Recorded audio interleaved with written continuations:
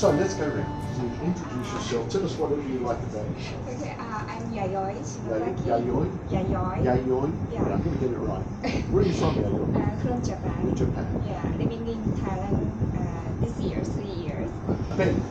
Correct, everyone knows you already, but Ben. I also do magazine and book design. He doesn't know. Well, I also design like the year-end book and the magazine for BPG, so I've got a lot of experience with making photo books and stuff like that. I'm looking forward to doing it physically. And it was your profession as well.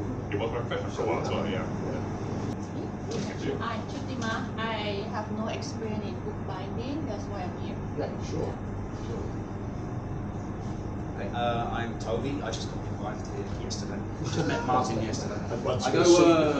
I'm a member of the BPG group. I go off-road motorcycle. That's generally Steve. Hi, I'm Adrian. For those that don't know me, I joined the group partly for the friendship, but certainly I wanted to do the whole experience for the photography group. So from the walk right through. I'm Steve from Lloyd. Flew down a couple of days ago. I've been putting off coming down here to one of the walks. I don't particularly enjoy big cities, but I wanted to come down at some point to meet everyone. Were you with them? No, next. I'm Jennifer. Yeah, we know them. Yes. Isn't that enough? Ask them, not me. You're not doing this All for the me, rest of mate. you know me, Tell us a right? bit more. Ask everyone else. Right. Where are you from? I'm from Sydney originally. I've been here 9 years now. I'm So Greg. you didn't know that, did you? I did not know that. There you go. And I've been around for 2.5 years in Bangkok and 2.5 more weeks. And so that's me. I am here because Greg wanted to come and I love to make stuff. And when I told my brother I was coming to a bookbinding class, he's a New Zealander who is a college professor of ancient books. Tony. Hi, Tony. Been here about 10 years, mostly retired. I'm always in the magazine business. I should know something about this, and I don't. I've been to the printers, I've seen the magazines going through the thing, and that spits out the other end. Chris, originally from Australia, been here 15 years. I work have a business on the agricultural side, animal and crop nutrition, very much into sustainability. And then also on the photography side, obviously with the agriculture, we did landscape photography. Antonio. Hello, I'm Antonio. I was born here in Thailand, and this is going to be my first time experiencing bookbinding. And Mr. Greg and I have some things with cats.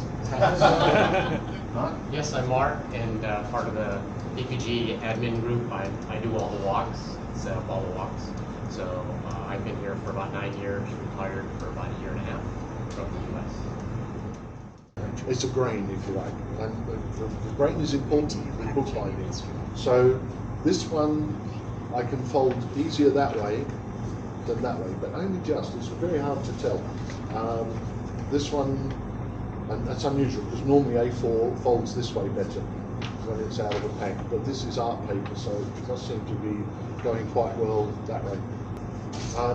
This piece here is straight out of the pack we just destroyed, and even this photocopy paper has a grain, all right? And I'm going to get you all to feel it in a minute.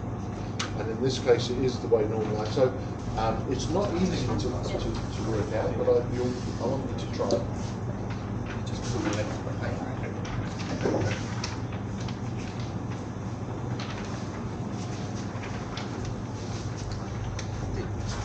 It really is not easy. Yeah, you can feel. This is a different one. I want you to use your thumb and your finger. And I want you to feel in the middle, not on the edges particularly, but you can feel the stress, as opposed to when you do it this way. Now, on the one I'm doing, the other way around. I can feel that is easier than that. So you can feel that the paper is long grain. Whereas this one, right, which is an art paper, I've got some other paper you're working on, a different project this afternoon, is interesting because it's this short. Now, sorry, the long grain is this way, not that way. So every single piece of paper you buy, if you're bookbinding, you should test. Like this is white card. This has a grain, and this one's even easier to feel. All right. This one is long grain that way. All right. And you can see it. I mean, you can imagine you can't feel it. You can see it. I hope. Anyway, it is. It's long grain that way. Now here's the thing: when you got a card stock or you've got some materials at home. First thing you do when you buy something is just identify the grain and then mark it on the card. All you're trying to do is identify which way the grain flows. Why? This one, look at the book. I'll exaggerate it. What's happening? It's bending, right? Paper has a natural way of falling and feeling, and the reason it's doing that is because of the grain of the paper. It's long grain. The reason is it's a standard piece of A4 glossy photo paper that I put in the printer. So it's very hard to get A4 paper glossy the way you want it if you want this type of book. So I used whatever I could. So I put the paper in the machine, it comes out. But I wanted to make a book that way. Right? Now, if I wanted to make this book this size, what I should have done is gone and got A3 paper, but make sure it's also got the right grain. If this was an A3 and I wanted it to be like this, with the long grain that way, think about it, it means that's half of one of those. The long grain's got to go that way, so it means the A3 paper I buy has to have the grain that way. So you should think about it, but it's not always possible. So here's the message. Paper is important. The card also, even this thicker card, every piece of card, even the thick card like this has a grain. Believe it or not. In fact, it's even easier to see. This one is also long grain this way, so I could mark that one up, and if I had it in my stock, it's that way around. And the reason you mark them up is because when you are using them, it's useful to try to keep them in the right direction, right? To keep them the long grain meaning this way. Keep your book grains this way. All good quality books, the old books Toby's collected, for instance, wouldn't have long grain paper. It's just what I do. One thing I always have is a box full of rubbish and scraps, and we're going to come to that in a minute. All your magazines are for this. These are old Camino photos. I printed 1,500 double-sided sheets of paper to make my books for my friends. I just bought a whole couple of rolls, and I'll give you some later. We're going to use this baking grease-proof paper, and this will go in between covers and layers when you're gluing, so it doesn't stick to itself. So you'll see that later. Once, for instance, when you're doing this edge, and you glue this to this, you put this greaseproof in there and whack it in the press. So the reason you do that is so that doesn't stick to this, because it's not meant to. That's obvious. So things like that. So you have a little box somewhere. I have a plastic box at home, but I bought my cardboard box like I asked everyone else to do for my rubbish. So another tip of the day, I never waste good quality shiny stuff which can be used for the gluing, and you'll see basically I can just cut that up and that will just go in my box. So this is the paper that Tristina helped me just split up just now. That'll just go in my box. We'll use that later as glue paper. Whilst we're here, we're going to talk about cutting. Okay, now cutting, in your set, and we're going to come to that in a minute, everybody has, I bought all of my gear, just because I could, and I wanted to show you what your gear could look like if you get into it, because like you've got two clamps, but yours are little mini ones because they cost less, and I was trying to save you money. In your set, you've got a right angle orange, right angle. You should get one of these. It's a set spread. In your set, because courtesy of Greg, thank you, he's bought you a cutting board, but it's not as big as this one, but it's close. It's just different shape. I've cut down a bigger one actually. And yours is not sitting on a board, and I wanted to show you what I'm doing here because I recommend you do this. Because then you can work on the kitchen table without having the missus tell you off, or the husband. But you came here and here with this piece already mounted like that. So this is the whole thing I bought, except for this piece of wood. And then basically I screwed on a piece of wood on this edge, on the other way around. And the reason is then this sits on your table. And if you put, even on your dining table, you can put a piece of cloth down, then you can put one of these on top of your table, and you've got yourself a workbench which sits over the edge of the table, which is useful, by the way, I'll show you. And also it's highly useful for forming a square. Now, let's use this as an example. No, that one. They're all good. Basically, now we know that that's not square. Okay. So the first thing you do when you get paper, and especially when you're working, even if you buy paper from the shops or card from the shops, don't trust it. Especially if you buy a big piece of card and cut out smaller sections. You want to have a square. Now, your boards, everyone's are different, but they've got the same features. You're going to have this grid, and use the grid as your way to line up one edge. We're going to line this edge up, all right, with one of those. Take your ruler, and then you're going to use the ruler to line up this line and this line. You've all got one of these knives and one of these rulers in your kit.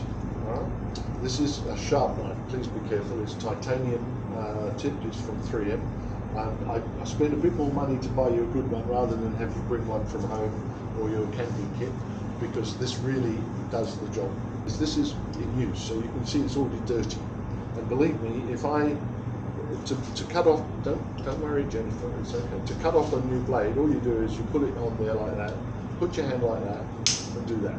That's it. It's not dangerous, but it's exceptionally important to keep doing it. During the course of today, I would expect you all to constantly renew the tip. It's the tip that's important, as well as the quality of the blade behind it. Anyway, so now we're going to square that up with this side. All right, this is just one way you can do it. Oh, look what I did. Did you see the way the ruler moved? Look where the ruler is now in comparison. That was rubbish, wasn't it? What happened? I wasn't pressing hard enough. So now, if you look here, what I've got here is not useful anymore, is it? So I've messed it up. So I wouldn't be able to use that, so we'll start again. When you're cutting, I want you to get used to holding the knife at this sort of angle, right? A fairly low angle, not too low, but not high. If you hold it high, you'll drag the paper, and if you hold it low, it's right.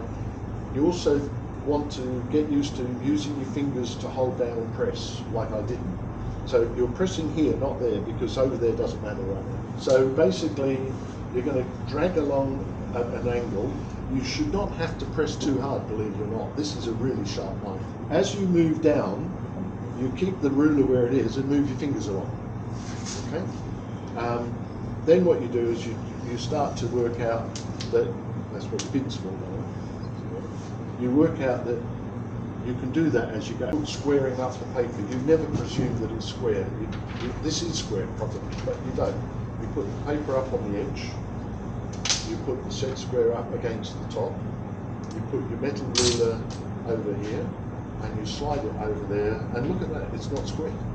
Where I cut is square, but the paper itself is not square. Isn't that interesting? And that's just come straight out of the shop. So now we would just trim that edge off, and then we've got ourselves a square edge. Now we're feeling comfortable. That one's square. If that one's square, and let's say we wanted this to be 50 or 22 mil, right? You've all got the same ruler. It's in big letters. I like big letters, or inches. We're going to work in milliliters. So we're going to go 22, and you're going to put your edge of your 22 on the edge of the paper, up here probably as close as so you keep it square.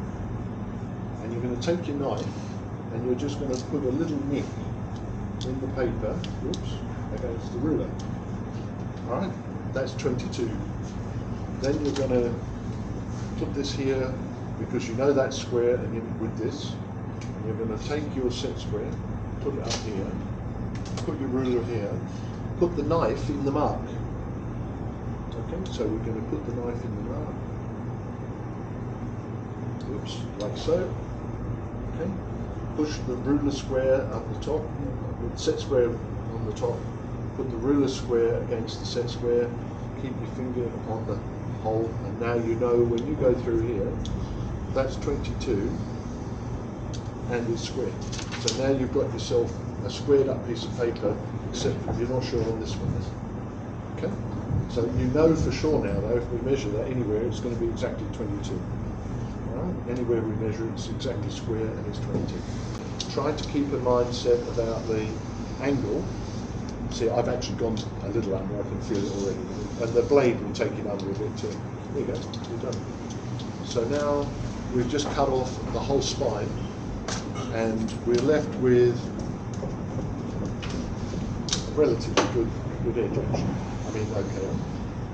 And I'm going to show you another tip, which is why you've got in your pack sampling. Because paper comes from trees. And what do you do with wood when you want to get it the right shape?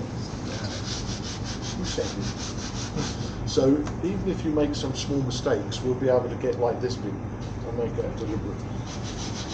So that's one of the things you'll do with your knife and your ruler and your thing when you get back to your thing. That's yours, you can come back. Next we talk about paste PVA. There are two pastes I bought with me today because I used two different places. I've got both of these on Shopee. Alright, but you really have to look hard for a bookbinding PVA. Now the PVA you buy for normal craft, you can't always rely on, and the reason is PVA for books needs to be for bookbinding and paper craft, so you know you can pass that around and have a look at it, and again take a look at that one. And I'll try and find the link at a break and give you the link on Shopee if you want to. This one's quite nice because it comes also with the glues actually inside a plastic bag, which is nice, so you know you're getting good quality. So I quite like that one. I've not used this one before, but I'm quite impressed with the way it was sent. Nice little glue case. Typically I've got glues, I've got some Australian archival glue. PVA uses a word for bookbinding called archival quality. What that means is it's to do with the pH. It's got to be pH neutral, if you know what that means. It basically is to do, you don't want anything acidic because it will break down either the glue or the paper. When you're making different parts of the book, you sometimes use paste and you sometimes use PVA glue. You typically would use more paste for the cover. And that's because paste is more slippery and it doesn't set quickly. This goes fairly quickly. Like with paper bonding, this can be off in a minute. And you won't, even as soon as you press it down hard, can't pull it back up again and say, oh, I made a mistake a little bit, I've got to push it over. It's not going to happen. You also have one of these. Now there are different types in your pack, and the reason is, again, I saved money by buying a multi-pack. And the multi-pack came with 4 different sorts. One was a leather one with a hole in it. I threw away because we don't do leather work. And so you've all got a slightly different model, but it doesn't matter. They all do the same job. This is what we're going to use when we make the holes for sewing. But basically, when we make a signature, we're going to put together a collection of papers like this, which is what the sections are in a book. Then we're going to sew these up. Now the awl is used. So what you're going to do is and I'm going to go through this again later, don't worry. But basically, this awl is used for making holes, and I'll show you exactly how to do it later. I'll just do quickly 3 holes in there. It's used for making holes in there, which later we're going to sew up. So that's what this is for. What you're going to do is you're going to take your awl and you're going to just carefully, please, push it through and wiggle it around a bit like that to make a hole. Okay? Then you're going to get your skewer and you're going to make it bigger with the skewer and push it through. And where the skewer comes in the other side, you're going to push that through to make a hole, and then you're going to finish and push the skewer through the hole like that. This is going to be your glue pot. Alright? And the reason you have a glue pot like that, I'm going to use my pencil, is that instead of doing what most people do, which is well, I've got no shirt on. Oh, that reminds me, if you're going to seriously take up bookbinding, you need your bookbinder's apron.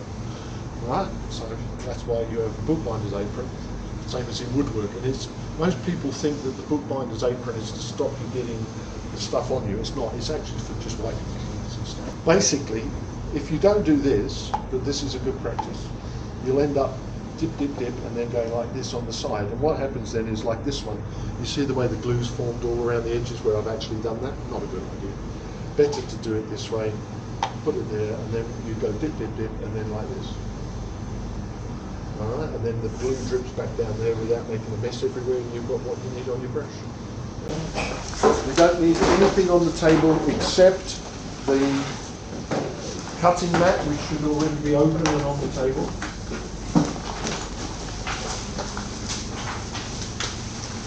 So if you haven't got the plastic off your cutting board, take the plastic off.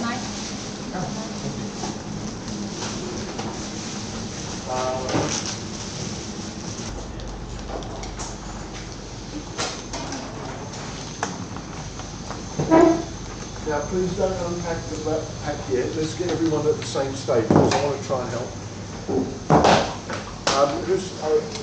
We lost? Yeah, you're right. Yeah, yeah. Oh, it is all right. Well, let's help her. Let's do some stuff here. Let's get that over there. All right. We're going to go through this together, so just if anyone's got some, by exception, if you've got this thing missing, tell me. You should all have an orange right angle tool. I'm holding it up. Right. You should have 2 mini clamps. Right? If you don't say yes, it means I presume it was drawn. You should all have a ruler, a steel ruler with a plastic cover mostly. Take the plastic cover off and throw the plastic cover in the bin. It is not required anymore. You bought it, throw the plastic away. You should have a plastic bag with, you've got the real awl. The awl, which is this spiky thing, and 2 tools. Take it out of the plastic and throw the plastic away. Now let me explain what these are. The big long bone one is we're going to use for creasing paper with, for pressing paper down later. And the other one is a shape for making creases in paper, and then you should also have an awl. Okay? So the 3 things. 3 things inside, yeah? And if anyone says they're missing, I will listen. If they don't, I presume you got it. You should all have a pack of needles. And the needles are pushed into some cardboard, which I put in there. You've got 3 types of needles there. You've got long straight ones and 2 curvy ones, 2 sets. I'll explain that why and what for later. Yeah, that's what I said, sets. Okay, everyone should have a section of rubbing sand block. Back into your get your pack out. Push all the tools to the top of the table because you want your tools up on the top so you can work underneath them. So for all your tools, that's not a tool. Put them up there so you can work and grab them, keep them out of the way. You will need the space for yourself later. So arrange your tools like Jennifer has done it so beautifully. And that's a wet top which you can just... if you brought water with you, you can actually pour some water now into your brush glass on top of your... Now you've also got in your pack a set of paper which is yellow with white paper inside, yellow and white, and it's got printing on it. We're going to make this set into a book, so be careful with this. It's an instruction book. Do not mix it up, and you can read it at your own heart's content. Some of us have only yellow. Well, yeah. Okay, has everybody, have you got a full set like this? No, don't do that yet. Don't do that. Just wait a second. Yes? You've got a full set? You've got a full set? Now, also looking in the pack, I want you to find, there's lots of things in here, but you'll find another board of 30. Now, the 2 boards that are 30 are important for you because they're going to be used for pressing. That's why they're stiff.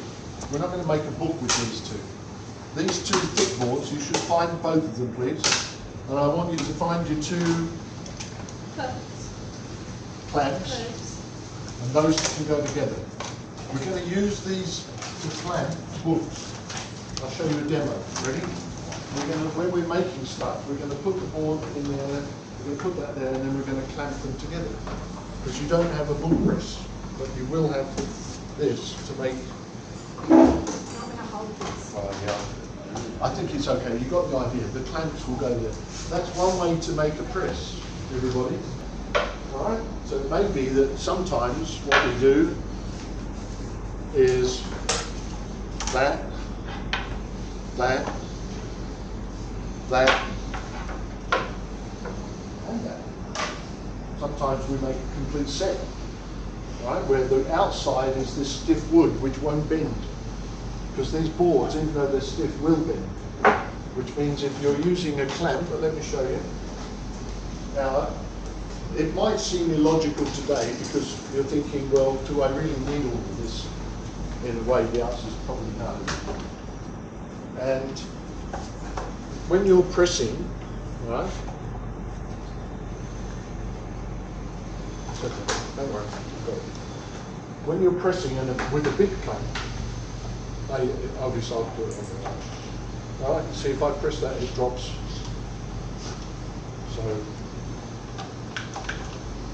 I can clamp that one, and I can clamp this one over here with just two. I can still get good pressure. Easier said It's than much done. easier on a, well it's not, it's easier on a bench when you're not Yes. trying to explain it to 20 people or 15 people. Basically, it just helps you keep the pressure.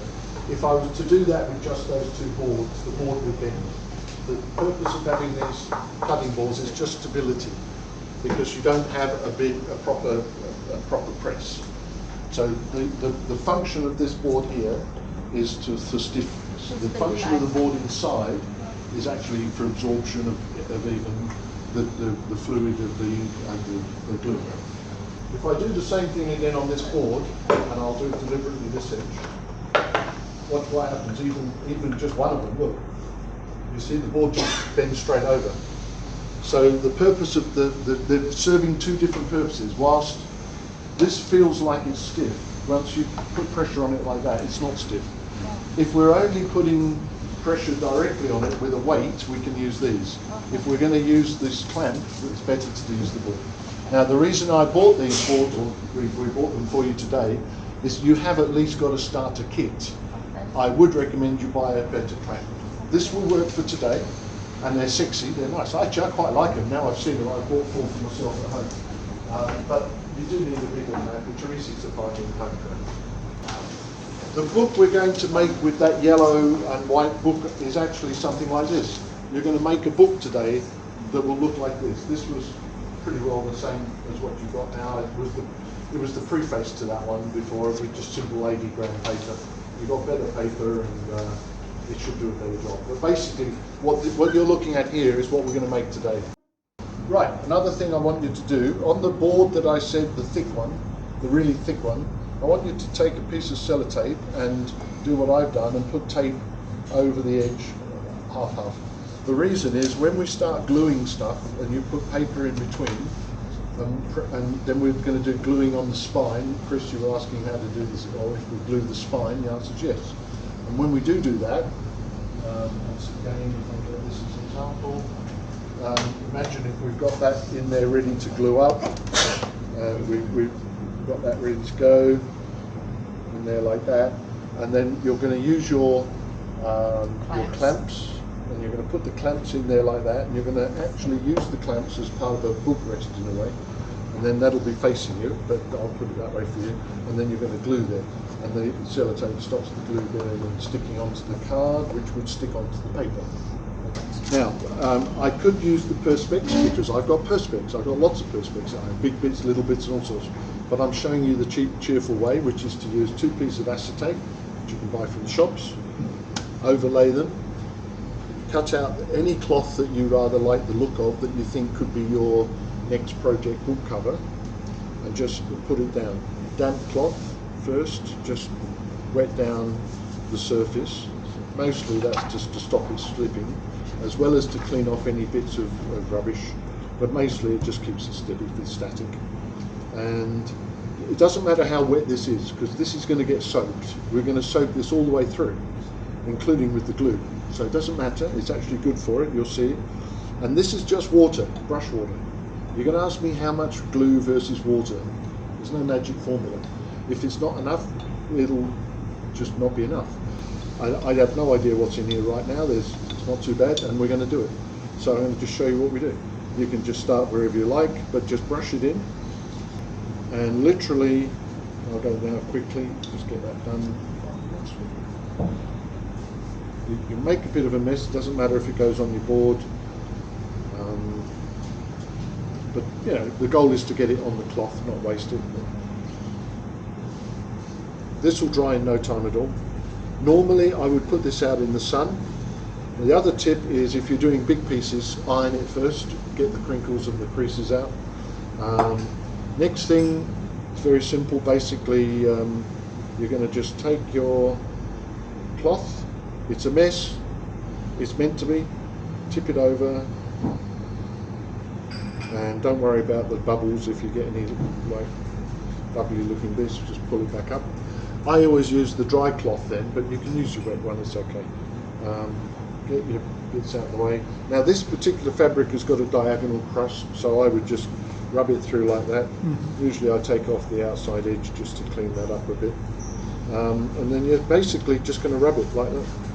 It's that simple. You can be quite stiff with it.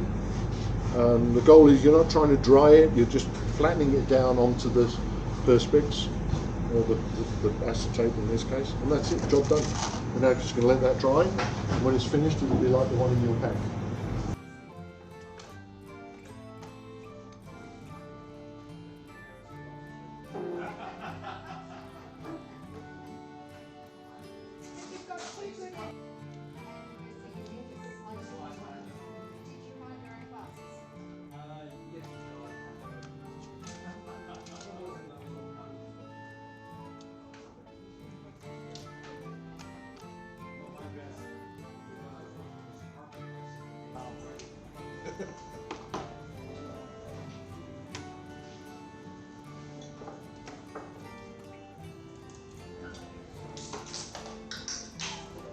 Crease has been very precise there.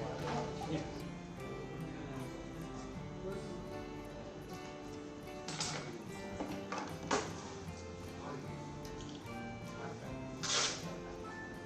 So now, somebody lend me 2 of your mini grips so that I don't cheat. Yeah. Otherwise I'll use my big ones. Too late, got the time. Right, thank you. And then we need the 2 boards, which... Okay, so now what we're going to do is do a bit of gluing. Again, honestly for me, if I'm making a notepad, which I do, and I usually use it from all the scraps of paper on the printer, because you will usually print rubbish at some stage on one side and want to do it again. I keep all of those in a pile. When I've got a certain amount, I cut them into scrap paper like this. Normally I use actually A5 size because I like that better than this. This is just for some. And I don't get too fancy. So, what you're going to do is you're going to line it up a little bit over the edge, not too much. I need one orange thingy so that I can be the same as everyone. Orange thingy. Orange thingy. We have to be technically correct. Give me an orange thingy. Might need to go see a doctor about that. Hey? Might need to go see a doctor about that if you've got an orange thingy. Well played, Ben. Well played. All right, we're going to do it a different way. You're going to put that there like that. You're going to put that there like that. And then you're going to do that. Gravity do the work. Well, no, this takes a bit longer. It was the reason I wasn't doing it that way, but that's okay. And then you can use this one just to tap in the edges a little bit that side. Take this now. If you haven't worked it out already, you have to press this button to release the top, but if you're holding that when you press the button, it won't release. So hold it sideways, do that, and then pull. Okay? I want to show you something else. Because of the way I've cut this, we've got half the section is leaning one side, so it wasn't square. So I'm going to pick that up and fold it around the other side, which has actually improved that a lot. All right? So just look at what you're doing. If you see something like I've just seen there, I don't know if you noticed what I just did, but half was sticking out wonky one way, and it's just all I had to do was turn it around. It's wonky now the same direction.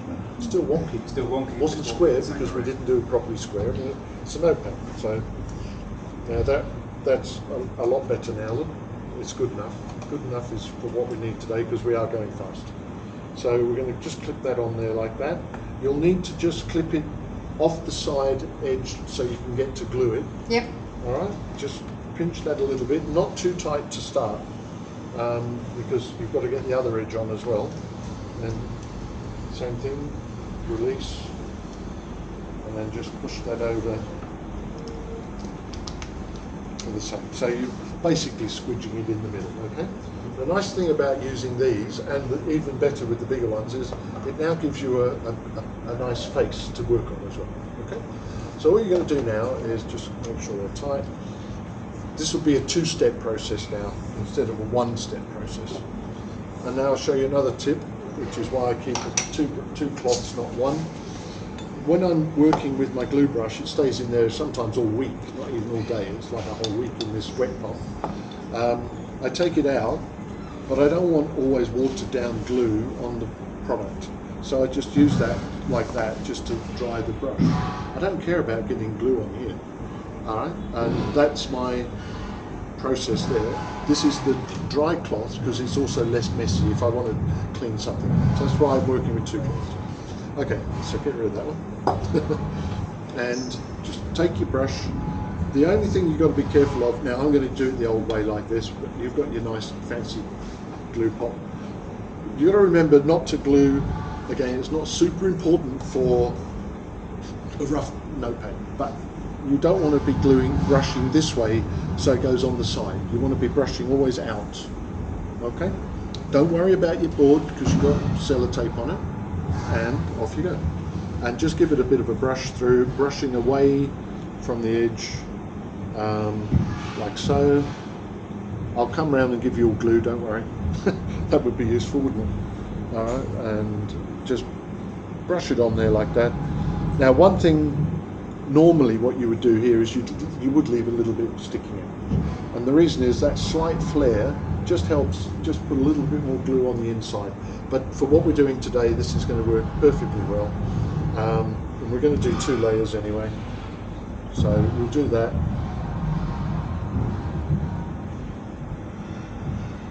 So you're going to go back to your tables, and I'm going to have to put glue in your pots. So before you do that, I've got another job for you that's cutting, whilst I go around and do the gluing. You're going to take your 20 sheets of paper and turn them into one set of 40 A5s. That's for a project this afternoon when we start sewing. Okay. So this one I want you to do more carefully. Take your time to do that properly. Still try to cut it in bulk because it's saving time. We haven't got a lot of time. Cut this block of 20 into 40 A5s, which are going to become folded into that size. And you'll notice that this is bigger than the book. So don't worry, we're going to trim off the edges. Okay, so we're going to break these into packs of 5s, and then we're going to sew them, and then we're going to glue them, and then we're going to make a book.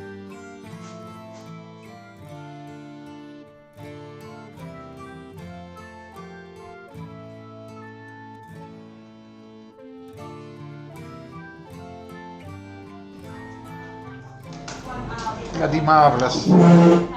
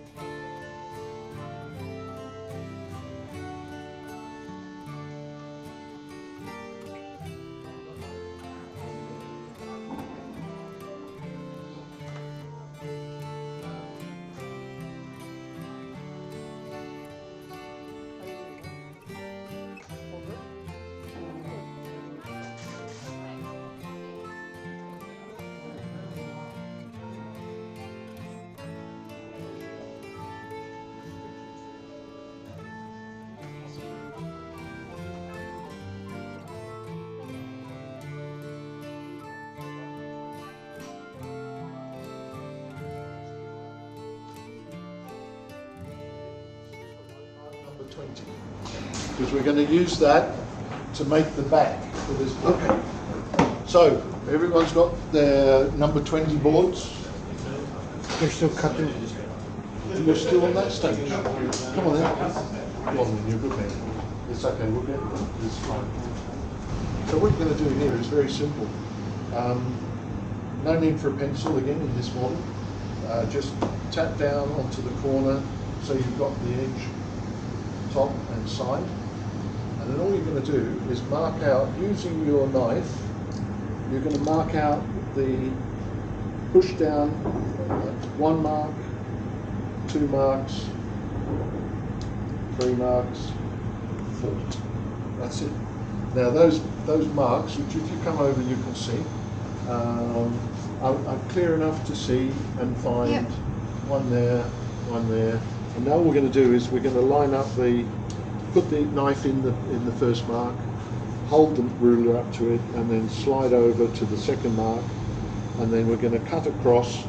Now you can cut the whole thing across, but we only need that much. If you're really pedantic and you want to save that piece for a project and you don't know what for, you would cut precisely like that. So because Toby's like me, he's not that pedantic, he's going to go slowly, not too hard. Don't try to cut all the thing through.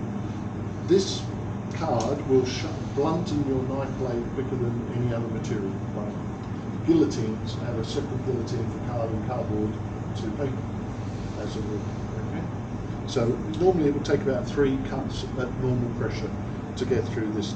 So there's number 2, there's number 3, and it's done. All right. Then you go over to the side, and you're going to find your mark, which is up there, like that. And then you put that there, and you're going to go like that. Now you're not worried if it's square or not right now because it's a rough notepad. But the card at the back is going to fit. Scrap 1 pound yellow sheet. Right, so you've got one of these in your pad, in your set.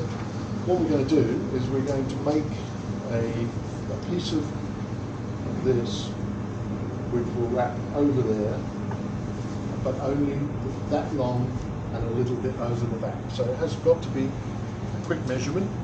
So we're going to measure it.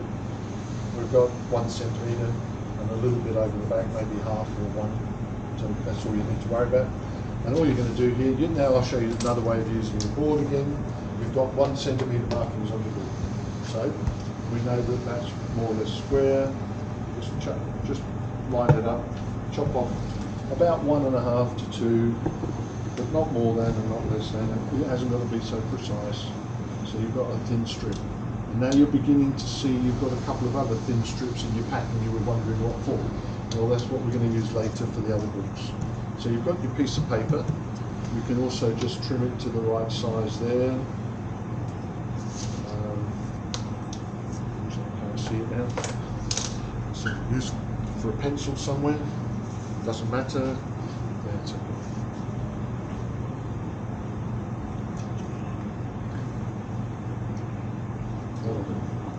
All right, so this one is just scrap. Now what we're going to do next is we're going to glue that up, glue it over, we're going to let the glue set a little bit, then put that on top and just turn it over, and to give it a slightly extra strength. I'm showing you stuff you don't really have to do. All right, but you want to be very nice, and you can use even in your pack, there's a couple of thin, funny sort of soft, delicate looking paper which we're going to use for the spines of other books, which you can even use paper like that, which you can buy in the shops too. Okay, you don't need to watch me do it, it's easy squeezy. What am I going to do? Well, I'm going to line up the backboard, I'm going to put it in the pack.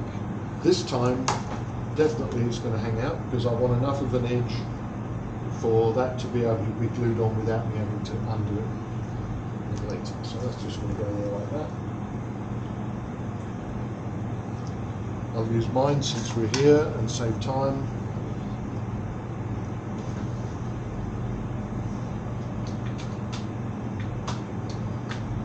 I did see a couple of people make the mistake of bending the boards. Just be careful with that. You'll notice again, I'll show you that the clamping is over the material, not the edge. Edge is bent.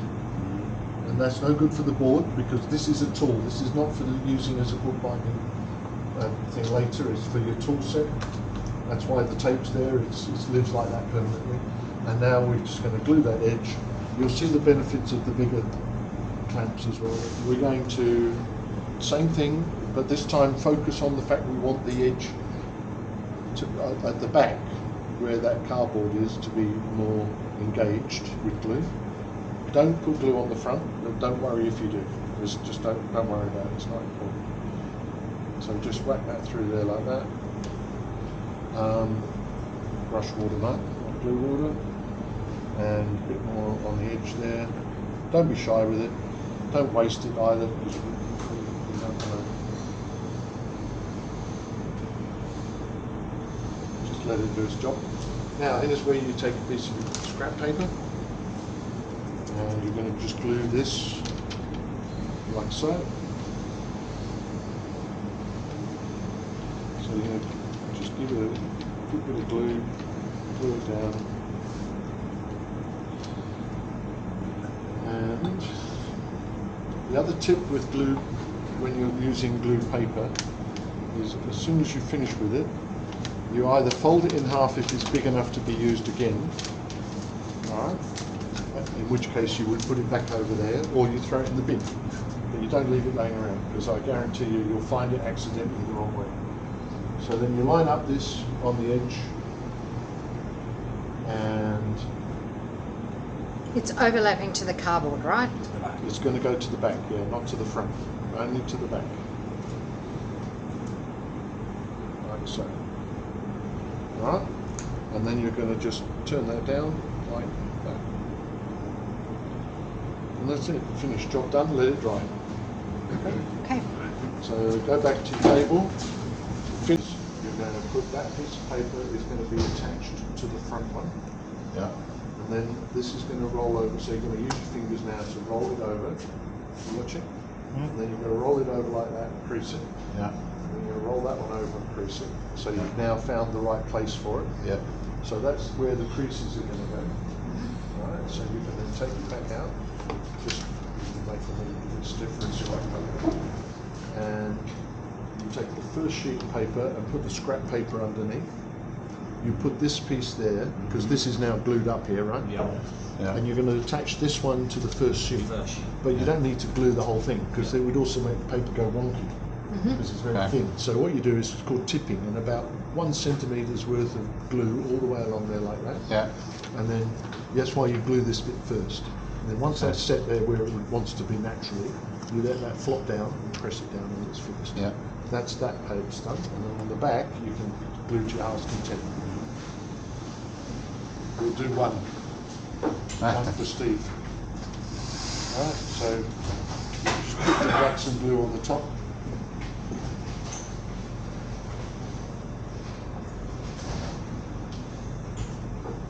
This is so much more cooler than I thought it was going to be. I told you it would be. It's already ordered, just walked out. I told you that. You get all this wet stuff you keep leaving laying around is going to get on this road, mate. Probably already has. Okay, so that's already done. Which this is the back. Yeah. Make sure you line that up properly. Put that back in there where it belongs. There. That's about it. Then this one, the tipping. Have you got some scrap paper? Just one piece of scrap. Here. Here's got some. Just one. Not the whole book, just a piece of paper. Half of that. Just right, you give me that bit. Right, lift up the first page, the first white one. Put that under it so you don't mess it up. Lift up the yellow one. Now tipping. Tipping is just this. Hold this. Hold it steady. It's just literally, wax and glue in there like that. Yeah, recently been trying to Right. And down. centralise a lot of their stuff. Whilst we're working like this, you can actually move the brush Centralise in. the rewards scheme, so they're renaming Just, one yeah, key just as in turn no that, take that out. HY. Yeah. No one And then on the back, design team with English. the back you've got more you could probably just do it up there, down there. But you know, I just don't want to waste glue basically. So I was judging how much glue we need, and I was surprised how little I could put.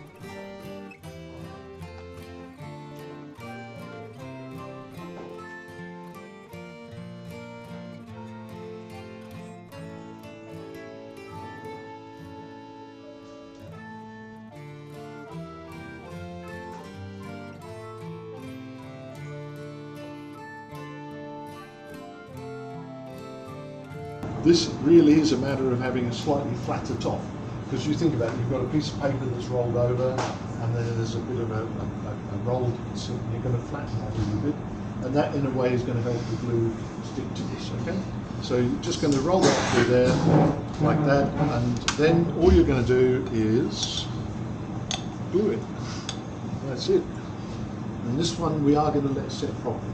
So we're going to do another project whilst this dries properly, so that we don't want this to start like the notepad came apart because we were playing too soon. And that's the tip about doing your bookbinding. Be a bit patient, do a little bit, go and have a coffee, come back to it the next day, but you know, be prepared to don't worry about going over the edges on the cardboard, just in case someone's asking, in their mind. And flick it over the edge. Don't go this way, always go out. From center out. Not in. Okay, and don't be afraid to use your finger to rub things off, and just keep it going. Now, with this one, you can also go across the grain. The objective is to get the glue in there.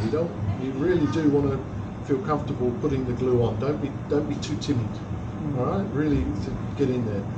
The same's true for the last exercise. I just didn't bother telling you that. So we're just going to give that a good pasting up. Okay, so in your kit, when you go back, you've got one of these. Again, paper you can buy from the shops. It is paper actually, it's just very finely woven. And it's very useful for putting on spines, which is what we're going to do with this one. Okay, so what I want you to do is go back to your station, get this ready. We won't use it yet, but we'll get that ready.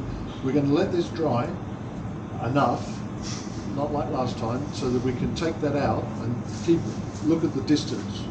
This one will wrap all the way around there. So when we put this back in the press, we want enough sticking out that we can still glue the sides.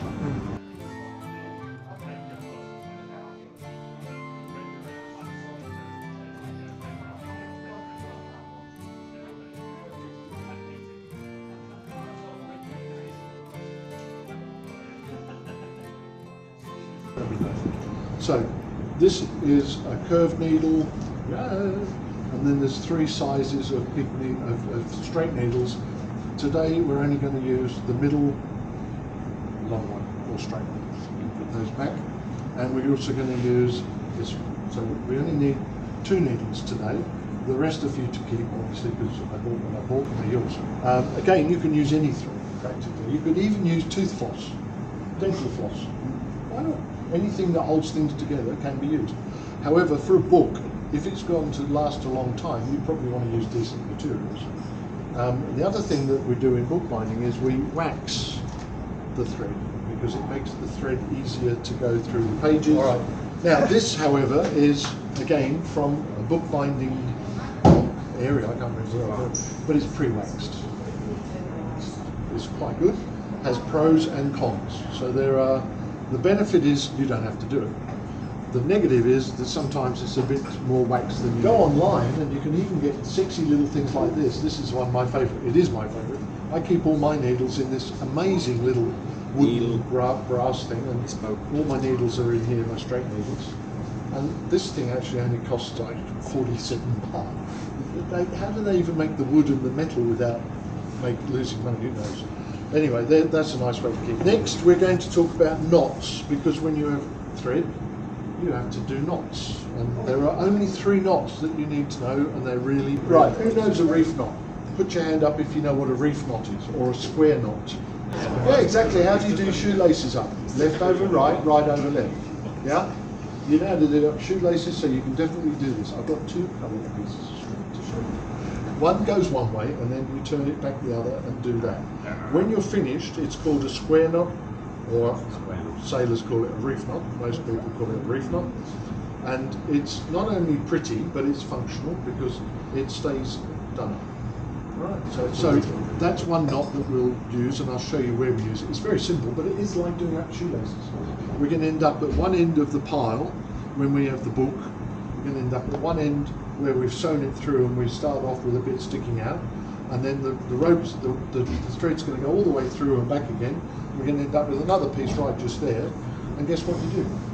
You tie a knot. Like dook and dook. The weaver stitch is easier to show you when I've got a needle actually, so I'll probably do that later. So the needle comes in, you go through the back, tie it up, and do a knot. It's called a half inch where I come from. Weavers, yeah, half inch. We'll show you it when we get there. And the other one is, how do you join 2 pieces of string together, which is what you need to do when your thread stops. If you underestimate the amount of thread, then you need to join it together again. So there's a knot we use for that, which is actually, it's not a bookbinder's knot. It's used by bookbinders, and they call it a bookbinder's knot, but it's not. So what we're going to do is show you the way bookbinders use it. And again, I'm going to show you much easier when we come to doing it on the needle. But when you run out of thread, you end up with a piece of the book has got this bit sticking out, and you've run out, but you've still got to stitch up lots of other stuff. So what do? I'll do it like that so you can see. Well, what you do is you take your new thread and you thread your needle, and then needle's off over here. And all you do is you make a loop, and you pull that through the loop like that, right? And then you put that over the piece right up to the edge of where the book is. Let's imagine the book's there like that, right? And you then tighten up the knot, which you made before. It's just a slip knot actually, right? So you tighten it all up like that. Then you tie these 2 pieces together. This is a very tricky knot. And then when you pull, so you get that there, and you've got this bit on the needle, and then you just tie those 2 together, like that. And then you should hear it snap, and that makes the knot. Something like that. Anyway, we'll do it later on the knot, on there, it works fine. I'm going to show you 2 ways to fold paper. The first way is for normal sheets of paper or thinnish paper. This is 80 gram, it's very light. Normally we would have slightly heavier paper. If it was printed paper, it would probably be around 100 to 110, 120. Depending on the type of paper, and we're not going to go into that, but there's lots of quality finishes and types of finishes. You've probably heard words like satin and premium and blah, blah, blah. And it's all to do with the chemical treatment and the smoothness and stuff like that. More benzene. What I'm interested in, though, is really a totally different concept, and that's to do with the thickness of paper. Because once we start adding thread, you get what's called swell. With swell is what happens is the difference in thickness between the actual bunch of paper and the paper that's got knots in it. You can already see in this one that's been pressed already is still, this Yeah. one's thicker than that. Okay, that's swell. It's natural, it's going to happen depending on the thread, the type of knot you use, and so on and so on. However, there's also the issue of, what did I do with the paper? Oh, here. Also the issue of the way the paper gets folded. We did this project by folding individual pieces because of the way it's going to work. Once we join these all together, these are going to be stuck together like this, and they'll open, that'll be one page. All right? And that will be then the next page. So they'll be quite thick, but it works. So they'll always open, right? However, the type of thing we're doing now is creating what are called signatures in bookbinding, sections, if you like to think of that.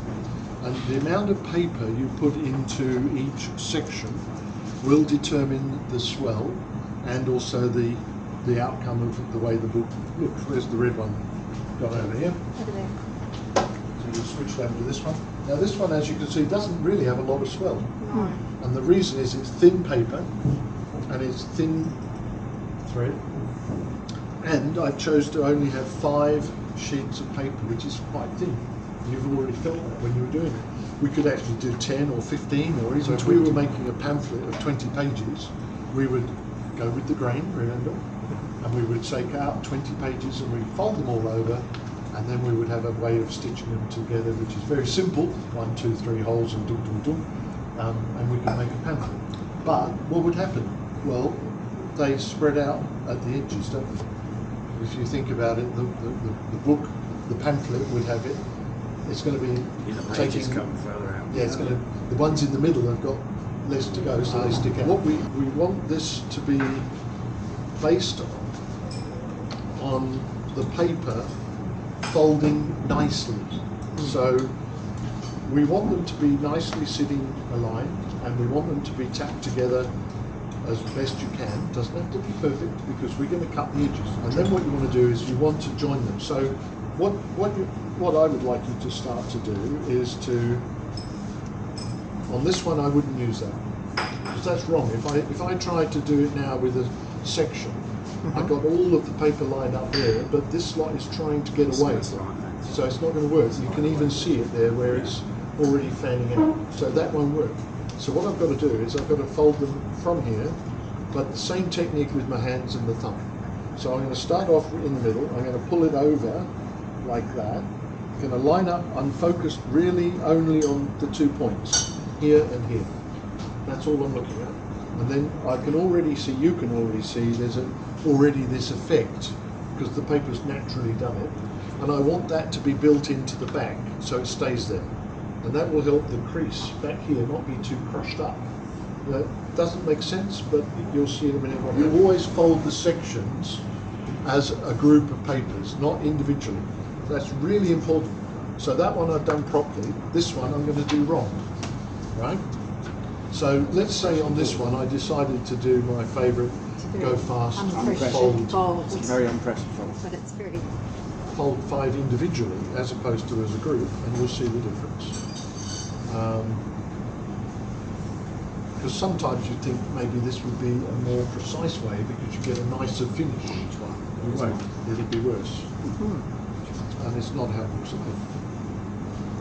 So now we're crushing each one of them in the right place, and then what we're going to do is try to put all 5 sheets together. Well, they're actually going to go where they should. So no problem. But you can see the difference on the edges. Now this one we would also get the bone folder. Where's the bone folder? Anyone see it? Over there. I knew that. So with the bone folder, Ben was hiding that. always give it a quick double tap on the bone folder. That was for you, Ben, the double tap part. Okay, so let's just quickly finish off that set, and we will put them all together. What is the individual? From this one here. This is the group. It's a group. This is what we're supposed to do. See the difference.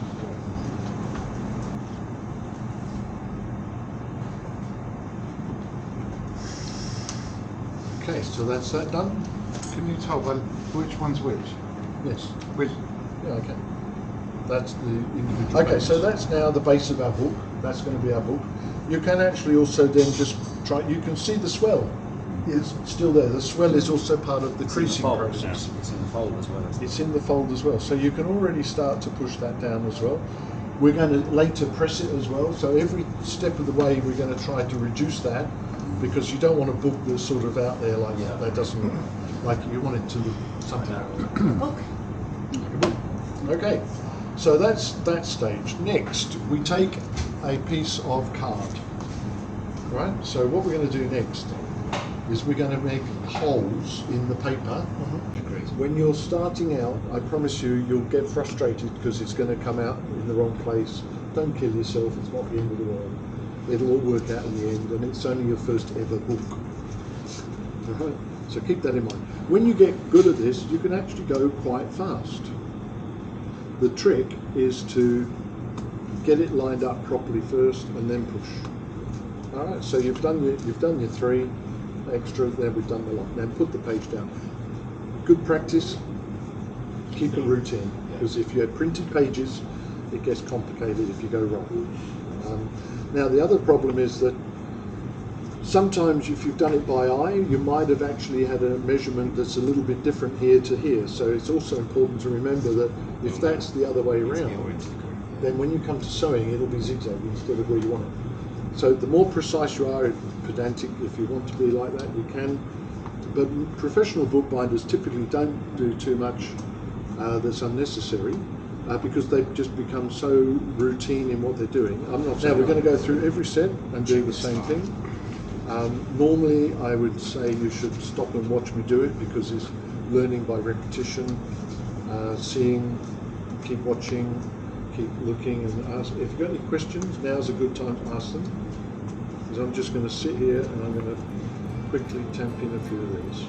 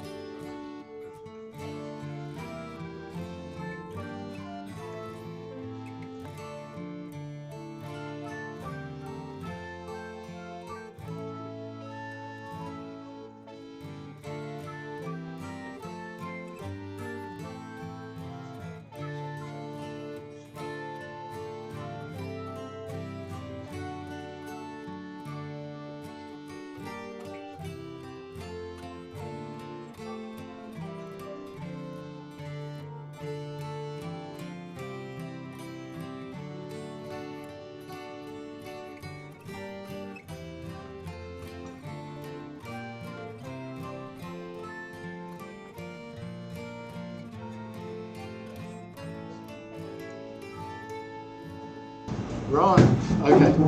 We're going to switch gears again because we need to get back to gluing. And we've got to glue fairly quickly now because we're running out of time. It's 3:30 and we need time for glue to dry. So I'm going to quickly oh, I've already done that. What time have we got to be out of here? We've got to finish at 5. Now, first thing is this is too long. So you should trim it. So get your pencil and just quickly mark the right spot for it so it doesn't overlap.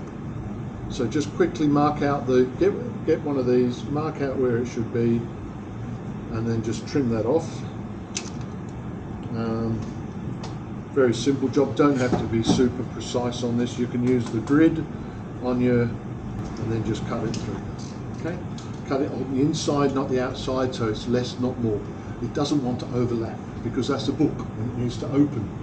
So just cut that off. Okay, so we're just going to glue that on, and I'm then going to take it out of the thing, and I'm going to carry on and do the next step, or we're going to run out of time. Not perfect, and in a real world I'd like you to go slower and let each step dry. But the objective today is to get this done so you can see the whole process, and then everyone's happy and goes home with a used rubbish paper, not good paper. Okay, so here we go. We're going to literally slap it all over, okay, and paste away on the edges there. It'll go right through. This paper's it is paper, by the way. And you, as I said, you can buy this type of paper, and you can use anything you like as long as it's good length in grain, feels grainy. You could even use cloth. You could even use a very lightweight fabric, like a Hessian cloth, which I do sometimes. And you can also put a bit more glue on the book itself. Won't hurt it at all. So we're going to just give it a good old smashing of glue. Brush away from the edges. And in this case, we can also just quickly paste a little bit on the board. Take off some of the glue from there. I often use the knife just to start peeling, otherwise it gets stuck to your fingers. So pull that off, throw that away, close your knife, and then just stick that on. Line her up roughly in the middle. You don't need a size degree in measurement to get it, you know, precise, because you won't be seeing this later. It's gone. It's just for the strength. Exactly. Use your fingers then to push it on. All right. So get that part feeling good, and then just push it over so that it just secures it nicely to the board, and job done. So same thing, all right? Just push it in the middle and push it through the thread. Same thing, pull it all the way down over onto the thing and pull it up. That's it. And then you give it a little flick because you want it to just to come straight. Okay? And that's it. You've now got yourself a really secure way of holding on for what we do. Right, the reason we're changing is because we're going to move to what's called a linked chain stitch. So you want this one to finish up being strong but also looking pretty, and also there's a reason for that in terms of keeping this compression that we were talking about earlier. You know, you've been drinking my beer, young man. Right. Why isn't that going through? First one. Right. Okay. So this is another reason why it's useful to do the inside one on the way out, because it's a curved needle. So you're going to come round and you're practically going to go into that hole, remind yourself, go through there and done. Now the rest of the stitching is not the same as the bottom, so just think differently from it. Now pull that through, but be careful, don't pull it like that or you will rip the book. So pull it in the direction you're sewing and pull it down to where it roughly needs to be. Now, here's where it gets interesting. What you're going to do now is you always push the needle backwards in the way you're sewing. Now you'll see what I mean. We're going to come underneath there, right? And then between the green and the first white, right? Correct. Between the green and the white. You're going to loop it back in there, not into the paper. Not into the paper. Just use the curve to pull it through like that, and then you're going to pull that through. I'll show you slowly, and then I'll show you a faster way. So you pull it all the way through slowly like that, and then you'll find when you get the loop, basically what we're going to do is thread the needle through the loop and then pull it tight. Now what I would like you to learn to do there is, when you're doing that, is to just give that a little pull, put your finger on there, and then just do that. Don't over tighten it, don't under tighten it. It's practice. That's what I said before. You're going to have to practice. You get it wrong, it doesn't matter. Now what you do? Well, what you do next is go into the same hole and then go over to the next hole. Right? So then you go over there and through there, and then you pull it through like so.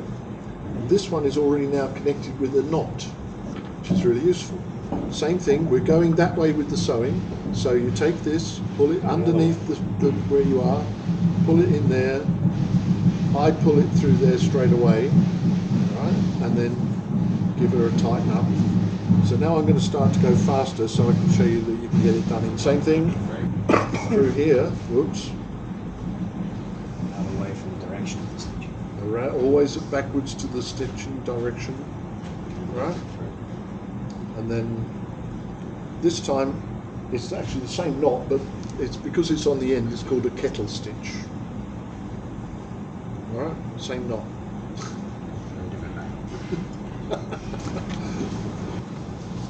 And do the same thing all over again, and you keep zigzagging until you've done the lot. Now,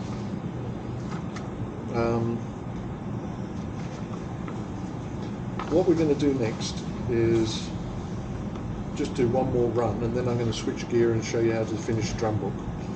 So basically now though, the direction of sewing is that way. So the stitch hole now jumps one below, through it, but not the green one now, the one above it. Pull it through. I'll do it slowly, not fast.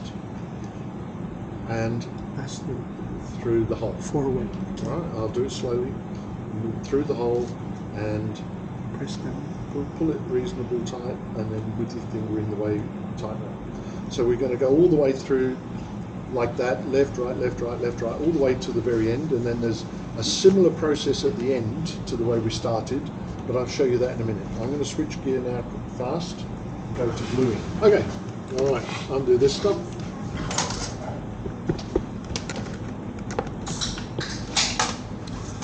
So I'd like you to actually have a feel for this, and you can open it, don't go too mad, but you can actually start to see you've got a book. Now we've got it like that. For those who've got to leave at 5, let's just see what's in the book. So when it's finished, we'll have a proper cover. Might not have time today, but I'll show you how. I might even be able to do something and send it to you a bit more. Basically, this is the stuff you saw by email. So you already saw what's in there. Most of the tips I've tried to cover during the day, I've repeated as a bullet list to remind you. You won't see the blank pages, but in a minute you're going to see why. Basically, here's all the YouTube links. Now that's really clumsy, so I'll send you an email with the link so you can just click on them. But every single thing that we've spoken about, beginner's tools, knots, adhesives, trimming edges, making a notepad, so the whole process is there again. Drum leaf binding photo book, the whole process. A sewn stitch binding in 2 parts, which is the one we're doing now with the sewing, including how to make the cover, which is one of these. Coptic stitching, which is what we're doing now, is that special type of link, and a single sheet binding system, which is something like that. Making your own paste, which is the thing about school days. Making a homemade nipping press, which is what I was talking to Greg about. Instead of doing this thing with clamps, it's just 2 pieces of wood and some bolts. If you're feeling like it, you can make one. Making your own paste paper, which is paper or cloth, the way I taught you this morning. Manual instructions about, that's the link for the book I told you about, the bookbinding book. An introduction to PDF is this book, the one inside and so on. So there's some stuff in there. You can go online and look. Software, this is the Bookbinder's collator that showed you how to get all those numbers in the right place, which is worth getting if you do intend on. You design something in Photoshop, in Word or whatever you use as your template for Word documents. Export it as a PDF. There's lots of stuff we could go into, Ben and Tony would tell you, but you've got to remember margins is the most significant thing. And remember that the difference between this margin and this inner margin is not the same. Because inside here, people look, show me the book again, please, and you'll see. Again, this is a second, it's not well cut, as we said, but if I go to, it doesn't matter, text or you know, the gap you see between here and here is important. That's why even text or photo, as opposed to this side, which actually has been cut badly, should be 1 centimetre. And the gap I decided between here and here was 1 centimetre. So that means there's a left template and a right template. This is a wonderful tool, but it still needs a lot more work to understand how to make a book. That's the message. Then when you come into here, this book, this is some interesting stuff, literally about background history in a couple of pages, but terminology, which is always useful if you're going to start a new tool, new trade. How to do folios, including over here the whole thing about paper size and folding paper and types of paper, and then a process about planning, blah blah blah. And then there's a separate one, which is another guide from London City and Guilds on how to now make different types of books. So it's just some basic stuff to help you kick off. There's 2 things we have to do to finish the book practically. First one is we've got to, okay, well, we're already in pretty good shape, look, because the glue's doing a good job, isn't it? But we don't want it like this. So what we're going to do is, in between each of those there, we're going to very, very gently tip each of those parts. Not this one, because that's going to be forming the back. You don't want to tip that one and that one go together, because that goes together in a minute, all right? So we don't want to do that part, but we do, because that, even though it's slightly off a bit, doesn't matter, we'll fix that. But we can tip. Now, one thing you can do here for tipping is, if you tip here, you can't go there. So start inside, and then you can tip that bit, and then the next one, the next one, the next one, the next one, the next one, the next one, throw it away. All right, just a tip of the day. I start usually in the middle when I've got a loaded brush, otherwise you can end up with too much on the edge. The other thing is you've got to balance between getting the right amount of paste. If it's too much, it makes the paper way too soggy and curly, which is okay, but not what you want really. And if you don't have enough, it'll come undone. We're using paper, so it should be very easy to glue together. Once it sticks, it's not going to come apart. What I should be doing is this bit in here. All right, same thing. Unfortunately, I've messed that up, but we can overcome that. We're going fast. So in here, you're just going to quickly glue like that part there like that. So we turn over, and these two need to be together. Now we do have to make sure in a minute that we don't mess up. We'll have to put greaseproof paper in between all of those, which is why I've got a roll of greaseproof. But for the time being, we're going to go fast. We're just going to go like this. And I'm really going to go super fast now, because I want you to see the process rather than actually be fancy. Right. So that's all you're doing, is you're tipping in that edge. And once that dries, you think about it's already a book already. That just makes it even more of a book. Okay? Because now you're connecting each of them like a concertina. Yeah. If we hadn't have done the gluing at the back, everyone's already connected, but it would be double connecting. No, this is not perfect binding. This is, now we're doing drum leaf binding. Okay, so same process all the way through. When you're doing this with photos, you do take somewhat more care. Obviously, because you're really working hard not to destroy the value of your asset, which is the product inside. This is a rough and ready teach you how to do it. You can already see the pages swelling.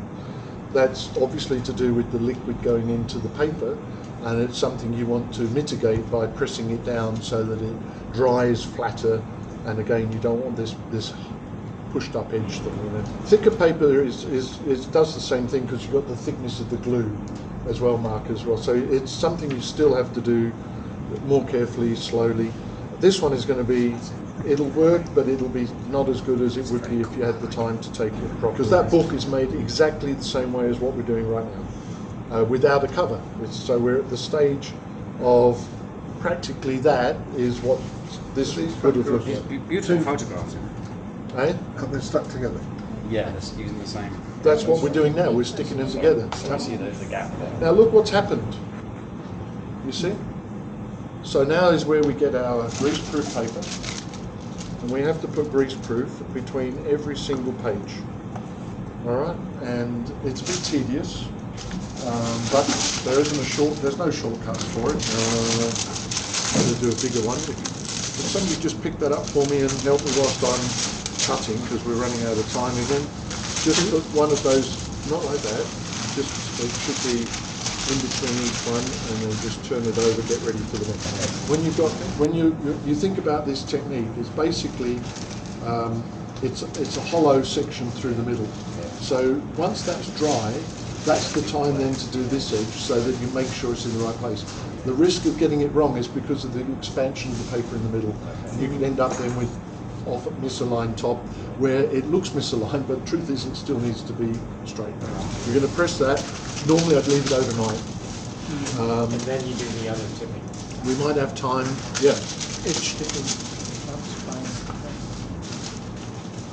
You see, it's already starting to stick together. Chris, you see this? Already starting to stick together. Yeah. So it's really an important part of the process. But should you do that after you glue each page? So that No, you can do it like this. If you're going to go fast, at home now I do it, especially if it's a photography book. Yeah. I have a good question actually. I should say. That's enough. Thank you for now. Yeah, each page do that, and then you've got yourself something that's protected. Now this is where a really good press is going to make a difference. So, okay, now we could put the other two in there as well. Have you still got those, or are you telling me I've got them? Are you? Are you? Are you telling me I got them? That would be. They look like yours. Yeah, it's still worth using these first. Get good practice, and then put those on top. So now you'll see the power of using the boards and not depending on just that little flimsy bit of wood. And secondly, you'll see the power of having a decent system to grab it up. Now in this case, we're going to put it at top and bottom because we want the pressure uniform. The boards will be uniform, pressing against each other, and that's why you get rid of this thing too, so you can get in there closer. So that'll do. So I want to show you something quickly, so let's go.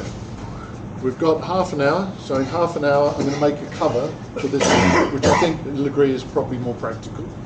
I should show you also how to finish the stitching, but I can at least do the stage of this that'll help you understand how to do it at home. Because I think you'll agree you've now learned more or less what to do here to finish. When that's dry, all you've got to do is the same thing but for the two top pages and only this top edge. And that's where you need your paper. You've got your paper sticking in here. You go duk duk duk duk duk, fold it over.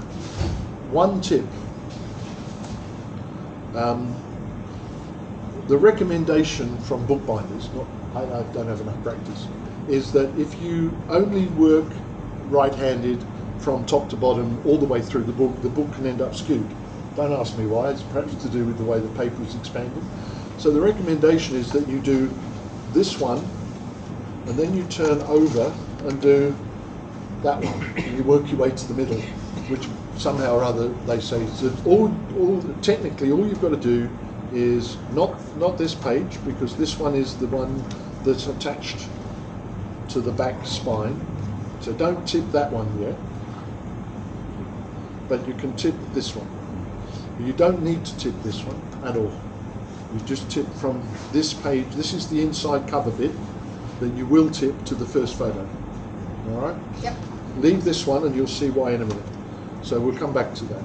Now, how do you make a cover? Well, first you have to have the material that's the right size. So what I'm going to do with this cloth, you will do with this paper, the same. Okay? So look at the size and you can already see it's made big enough. The only thing you've got to do is wrap it around, and I'm going to show you how to do that with the cloth, not the paper. You with me? Yes. All right, but I don't want this paper on my book, I want my cloth. Okay, I'm going to show you what you do to get the book. Now we need the card, white card. White card. Where are you, white card? That's white card. It doesn't matter if it's not good looking, which this one's not particularly. Right, we're going to measure the spine. So that's important. Now we want to know what's that measure. I've got 1.2. I'm going to call that 1.2. What you're going to do is you're going to measure the length of the measure of the spine, okay, is going to be used to make that breakback. So the way that works is we're not going to glue that part, the measure of the spine. So we're going to measure, we'll call it 1. I'm just going to do 1. Okay? So I've got 1 there and 1 there. So basically 1 spine. Let's do that first. Right? Quickly we have to cut the spine, stiffener. This is going to stiffen up the part that's the back. No, that's actually I'm going to use that, but not right now, but I will use that in a second. So we can basically just cut that there like so. We'll use the cutting board. I will use it properly up here, I will, since I can. So I'm going to cut 1 centimetre. Okay, and then I'm going to cut another 2. All right, which are going to be, there's going to be 2 more like this. So 1 centimetre again. So we've now got 3, whoops, nearly 3. If you'd like to do cloth, you can. You've already got cloth, but this cloth, you're going to make the same cover for the paper, for the stitched up one. You can use it wherever you like and make some more cloth, up to you. All right, so if I teach you how to use it with the cloth, it's probably better. Now, the next thing you do, apart from gluing this on, is we want to measure up where we're going to glue it. So the goal is you're always using cloth that's bigger than what you want, from front back, front up. So I already should start thinking now about front up. All right, this is the front, not this side, because the book will be that way round. Yep. So this is the front, that's the front, and this is up. Okay, so there we go, we've got front up done. We get the book where we know it will fit both ends and enough on the side, which this one's got plenty. I mean, I made this for a bigger size book, so I won't waste it now, that's fine. So we already know that will fit if we leave that in this position. Then you come along with your ruler and you are going to draw a line on that point. Okay? So coming back up, put your book back in that position. So you don't have to move the ruler yet. Then you're going to flip the book over to what will be the center point. And all you're going to do is draw a line both sides, here and here. And then you're going to double check that the book's straight because it's curved a bit. All right? So that's a little bit of a useful thing. So now you've got your spine centered array where you know the book's going to go. And it's obviously going to go down far enough, more or less, that's about right, that's okay. We can now finish off the end of that, just quickly mark it. And same thing, we can also, hopefully we did a square, but it might not be, so you don't trust that on this point. You can start that way, all right? But basically now what we've got to assume is that we know that we want the back of the book to be there and lined up with the spine. So now what you can do is you can literally draw along the bottom of the book, because that will now reference the thing it's going to fit to. Then you can turn over and do the same thing and quickly do the same thing here. It doesn't matter if they're not lined up in the sense of being a straight line here. So now, next thing you do is you leave a gap of only about a millimetre or so. The bigger the book, maybe the more, but you just draw another straight line in parallel, straight down there, and we're going to put those 3 strips of card pasted from that point, and that will be 1 centimetre. So we will just mark that off as 1 centimetre and 1 centimetre, like so. So we'll quickly draw a line in there. And now we're ready to start pasting on. So we're going to paste these on next. So we're going to put 1 in the middle. Okay, so we'll take 30 and we make a line 30 centimetres, or the width of your ruler, or whatever you like, but 2 or 3 centimetres is where you're going to glue. So all of this section is going to have glue in it. Right? That's what's going to hold the book together. So basically now what we're doing is we're going to mark that onto here in a minute. So first, quickly going to paste that up because we're really against the clock, 15 minutes to go, and it'll be a wet spine, but we'll do it. So let's go. So we first paste in there.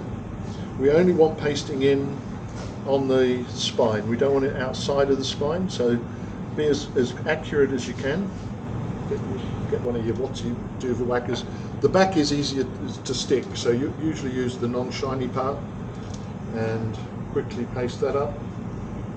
Pay particular attention to the ends, because you always want the end to not come undone, and stick it on.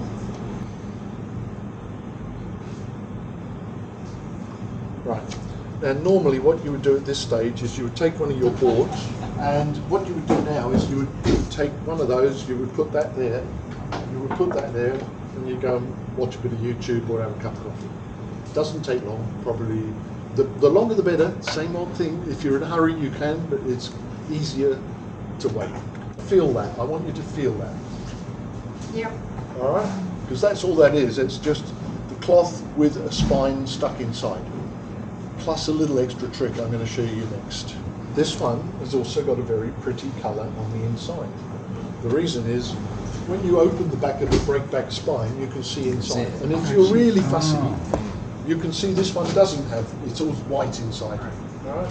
You can see the shiny part of the spine, which is what I'm going to do here. But if you want it to be really sexy, you can even go and make, like this one did. I did both of them slightly differently. This one has got an inside cover, and you can play around. It's very creative, it's up to you. We also, before I stick these next two on, and I should have done it even before, but we're going fast, I should crease and fold these, all right? Again, using the bone folder, I can do that. You can do that now. Greaseproof paper. Greaseproof paper will stop you messing up your nice cover. Cover's important. Don't want it messed up.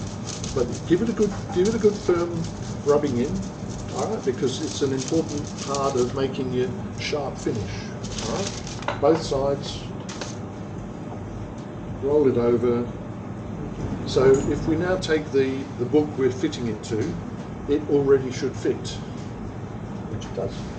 So now we're starting to see the shape of not only the book, but the cover coming onto the book. Normally you would fold, and we can, let's do it. We should fold this one where we know that's going to go, which is just here. So we just crease that in. So we're going to crease both of those. And the reason you do this bit now is we're also going to score the outside, so that you get that sort of start of that impact of the crease. This little addition I'm showing you is my own way of doing it. There's lots of ways to do it, but I like to add this stiffener because I like that little ridge. And the bit that's inside sticking out there, I actually really quite like it. I think it looks nice, but it's my choice. You don't have to have that. You could make it so that all of that looks dead flat. There's ways to do that too. Okay, so now we're starting to see the book come together, yeah? I'm going to take the paper and glue it in place. We're not going to glue it directly side by side to this other one, but it doesn't matter if the glue spills over normally, because you're going to wait for it to dry. And the glue drying in place will be the same as when we made the material. It'll just be glue stuck to the fabric, not the fabric stuck to itself. So that one will go there and stick on there. Now you see why we pencil marked it in, just to make sure we put things in the right places. You're not going to glue that? I just did. But Okay. I am running out of time, so Right, okay. it's enough glue because we're going fast. It'll be enough. And frankly, I probably won't use this one, I'll throw it away. Normally, press it. I'd do all three together actually, then I would press it overnight. And like this one, I would come back and do it later, you know?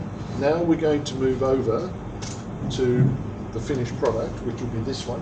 And I'll make out that that's the one we're going to use, except if it should fit, okay? It will. So that'll fit in there. Now, on this one, you'll notice it's got those little blue fancy bits there. That's because when we actually do the next step, we're going to cut this in a minute and you'll see what happens.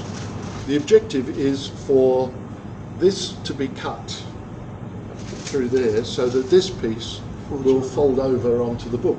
So what I'm showing you that step only so that you understand why I'm about to cut it. So I'm going to take my ruler and I'm not even going to draw a line, I'm just going to cut the material straight away. Yeah? Because this is going to be folded over the back of the book. That's going to be folded over there. And the bit that's not included is the part here, which is this piece here. So now, we take our ruler and we take the knife, if we can still find it. And because this is fabric, I'm definitely going to get a new blade, right? And I'm going to chop that away. This will be now much sharper and work very well. From that point where the line crossed the path, which is there, I'm going to just cut it through. And then I'm going to do the same on this side. Right, then I turn over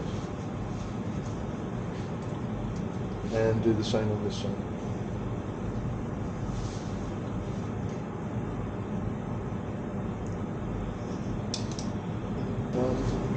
this part here is going to get folded down and glued on there, and that piece will get glued on there, and that will be in the back of the book. Have a look on the inside. That's our fancy bits that you mentioned before. Okay, so that's on the inside. Next, 5 minutes ago. Right, next is, let's do super fast coming up.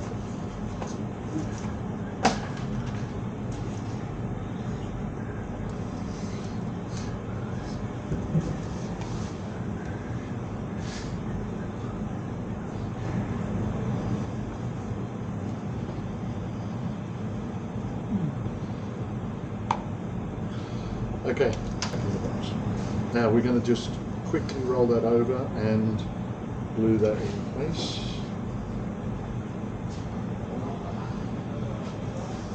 Two.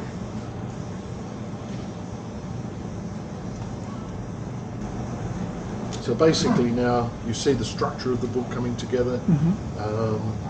Once again, I would wait for that to dry, then I would also redo the folds, because all the folds have gone sloppy because but you can sort of see they're in there and it all helps. But I would crease and fold them again, but I've got to keep going. Now what we're going to do is mount the book. So how do we do that? Well, this is going to go here on the middle like that, right? And then this is going to get glued only to the part that wants gluing. Right. So we're going to have to measure that quickly. If you remember, this was 1 centimetre and a bit. So we can, in here, we can put 1 centimetre and a bit. All right, roughly speaking, 1 centimetre and a bit. Hopefully the same bit. And then we had 30, which was this one. All right, so that tells us where to put the glue on here. And this one we will do glue both sides. So then turn her over, do the same, 1 centimetre and a bit, 1 centimetre and a bit. You can have different ways to attach like this as well. You can have, some people use more, some are less, and you practice. The first ones these I made, the back opened so much it sprung like a right. I thought I just don't like the look of it, you know, don't need it. So I stopped. Okay, let's go quickly and glue this on. This is all wrong in the context of speed, but it's okay. This one is important to glue both sides because you want the thing to stay put, and this is the main thing that's holding the cover on in the right place with the breakback. So this one I would recommend you let things dry, do it properly, not do it like this. Do one side at a time for the book at least. This is the front. So this is the front here, which is the front there, so we're going to do this one. And we marked off where we want the glue, so the glue will go there.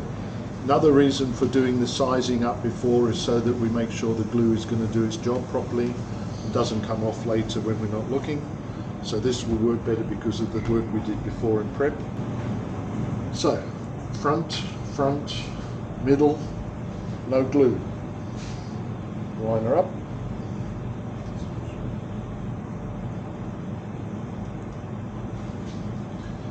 About right, and when you feel like you got it right, pull her over and firmly pull it up, take it back down, set it over, and then do the same just there, except normally we can get all that glue in there, that's okay.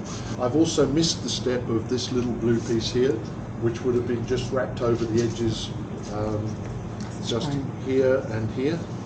So instead of doing it like that, what I would have done, which I'll do one for you, just paste it on top and bottom, and you're going to put that, I'm going to take that off, put it where it should have gone. I haven't got time to do all of them. Literally, it's going to go, this is the cover, and this is the inside cover, so don't forget that that's the paste back. So this has to go here, not on the inside of that other one. So it's going to go there like that, and then wrap over there like that. Okay. And then basically you get the idea. This is nowhere near a perfect You did bookbinding. four pieces like that. You do 4 top and bottom, and then when you wrap over, it's going to look nice. So it's just a simple little exercise. If you don't do it, it's not the end of the world. Okay, what do we do next? So we've got a book, and normally it's dry, except now what we would do is we would cut the edges. So we're going to take our knife, we're finished with all that stuff, we're going to take our knife, I don't even use the ruler on this, I just cut this, and then basically you're going to cut off the edge like that, and do the same on this side.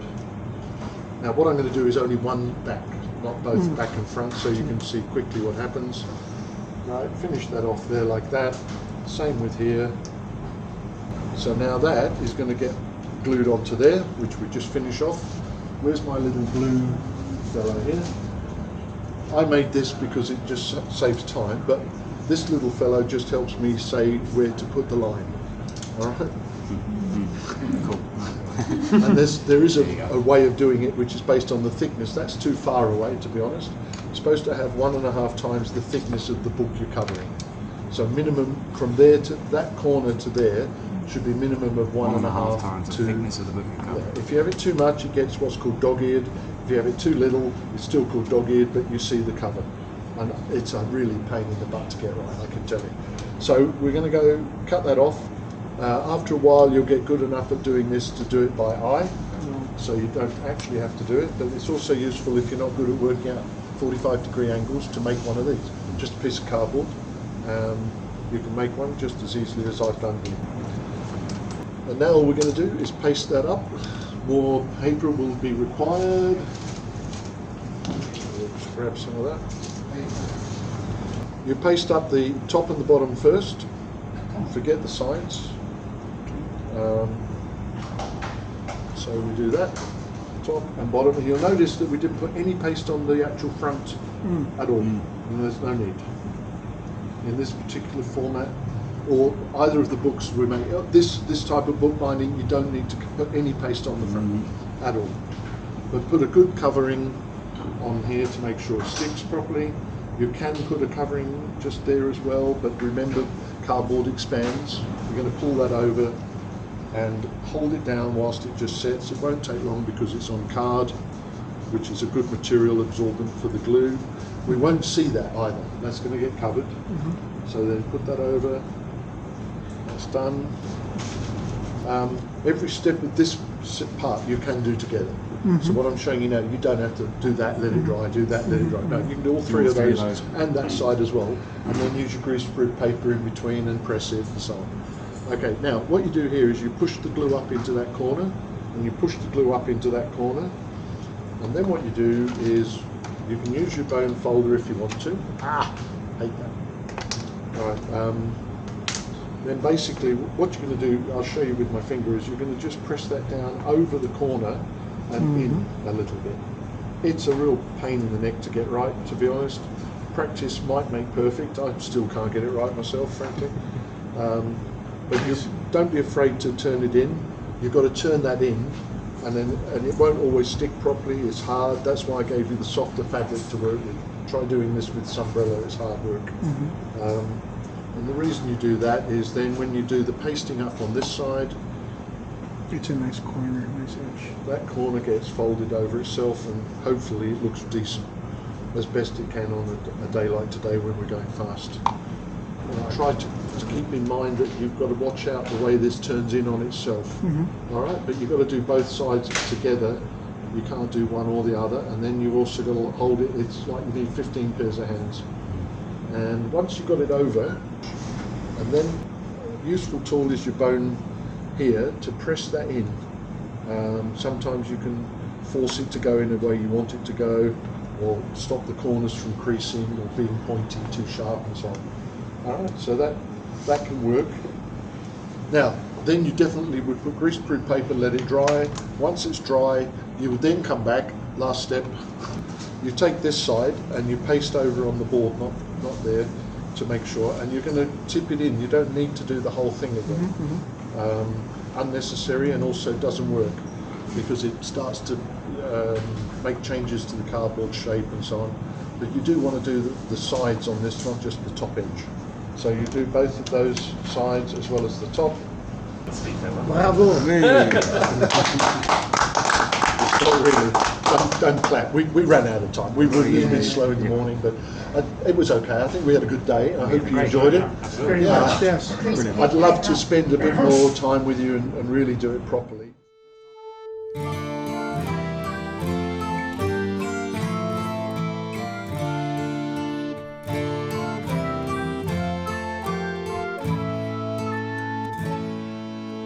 We'll talk about how do you resurrect a broken book. And the answer, yeah, exactly. So there's a story behind this, which is basically you got it cheap. So it's a great book. He said, I love the book, I want the recipes and all the rest. But so he got a great price for the book, but he's always had it, and he said, it would be great if I could fix that. And he said, yeah, it's great. So we will. And I guess by the time we get to the end, I'm going to ask you, how do you think we'll fix it? Because you'll learn. Isn't that interesting? But then we'll do it together. And I've got some paper, I think, which is suitable. Probably not, because it's not big enough. You'll need a bigger piece to make that. But we'll see. We'll certainly be able to do it. Thank you. I'm going to show you now, very quickly, how this is such an easy fix. This one. All right. So basically, the way that the spine of a book is attached, normally not that one, but this time it's attached to the block, which is called the text block. Is all that. So all of this stuff in the middle is the text block. And you can even see there's sewn sections, right, which is the same as most other books are the same. Now, this one is also what's called rounded, and that's what gives it that beautiful shape. We're never going to touch on that today. You can go and look up that stuff later. But simply all we're going to do is we will probably not even bother taking this off because it's not unnecessary. It's not necessary to take this off because it's still glued. But the way this was made is the book comes together at the end with a piece of paper, which will just demonstrate that, more or less like this. Alright, so basically this gets pasted onto the back of, in this case it's what's called tipped on, onto this edge is glued here. This piece, if this yellow was this one, and this wasn't there, we would glue that edge just in there, and that would be the white. Imagine this is the top page, and then that piece would be set like that. And you have one of those at the front and one at the back when this book is made, and then you make. So basically, this one we're going to make a hybrid. You're going to keep this because it's structurally useful. Then what we're going to do is get an A3 piece of paper, and we're going to then cut it to size, and we're going to cut it and paste it on in such a way that first we'll do that side, and then we'll get that side sorted first. So this side is sitting comfortably, and then I'll show you how we paste that up, pull that over, put it in the right place, push it down, and press it, and then let it dry.